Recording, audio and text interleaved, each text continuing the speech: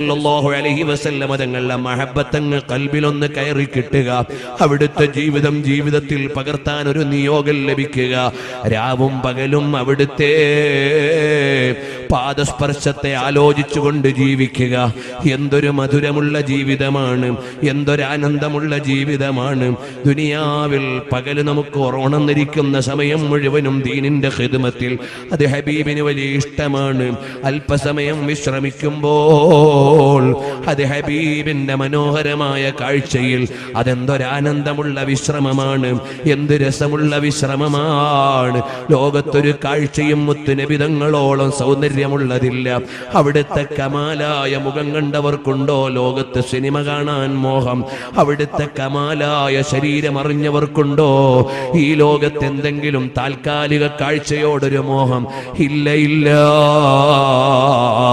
ഐനുൽ കമാലി വഐനുൽ ജമാലി വഐനുൻ നവാൽ, എല്ലാ സൗന്ദര്യങ്ങളുടെയും പരിപൂർണതയാണ്, ഒരു ന്യൂനതയും അവിടുന്ന് പറയാനില്ല. ഹബീബായ നബി സല്ലല്ലാഹു അലൈഹി വസല്ലം തങ്ങളുടെ സൗന്ദര്യം പറയാൻ എത്ര ഗ്രന്ഥമാണ്. അശ്ശമാഇലുൽ മുഹമ്മദിയ്യ ഒരു വിജ്ഞാന ശാഖയാണ്.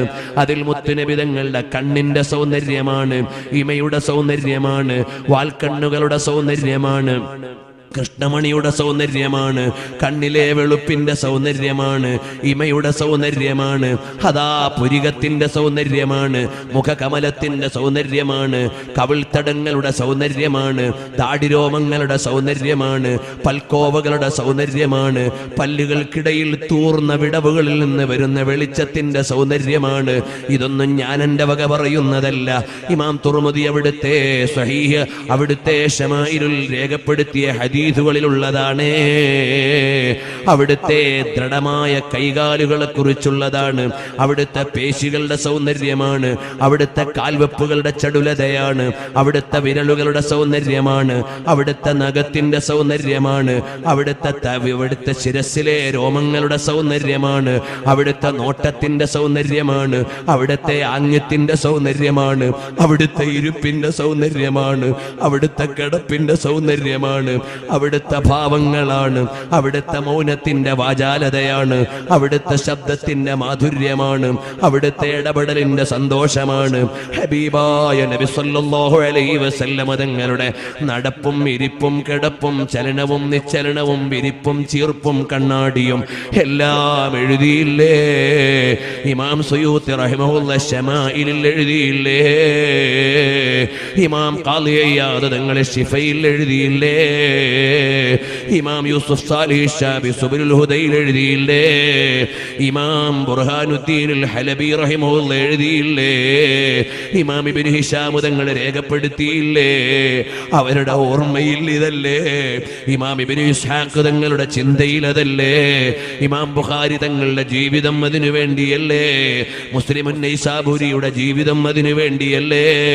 അബൂ ഈസ തിർമിദി റഹിമഹുല്ലാഹയുടെ ജീവിതം അതിനു വേണ്ടിയല്ലേ? അബ്ദുറഹ്മാനുൻ നസാഇ റഹിമഹുല്ലാഹ് അങ്ങനെയല്ലേ ജീവിച്ചത്? അങ്ങനെ ഹബീബായ നബി സല്ലല്ലാഹു അലൈഹി വസല്ലം തങ്ങളെ ഇരവിലും പകലിലും നടപ്പിലും കിടപ്പിലും ഓർക്കാനും അനുകരിക്കാനും തുടരാനുമെല്ലാം ഞങ്ങൾക്ക് നീ വലിയ തൗഫീഖ് നൽകണം അല്ലാഹ്. ജീവിതകാലത്ത് ഒരുപാട് തവണ കനവിലും നിലവിലും കാണാൻ, അവസാനം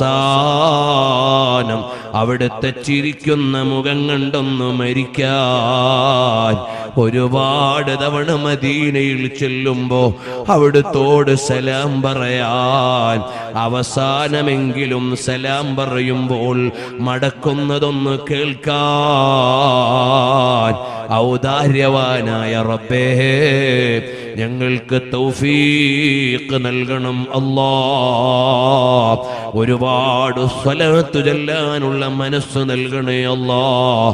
ഞങ്ങൾക്ക് എപ്പോഴും ഹബീബ് എന്ന ഒരു ചിന്ത ഞങ്ങളുടെ ഖൽബിൽ നിറച്ച് മരണം വരെ ഹബീബിന്റെ മഹത്വം പറഞ്ഞ്, അവിടുത്തെ സൗന്ദര്യം പറഞ്ഞ്, അവിടുത്തെ വിശേഷം പറഞ്ഞ് അവിടുത്തോട് ലയിച്ചു ചേരാൻ ഒരവസരം നൽകണം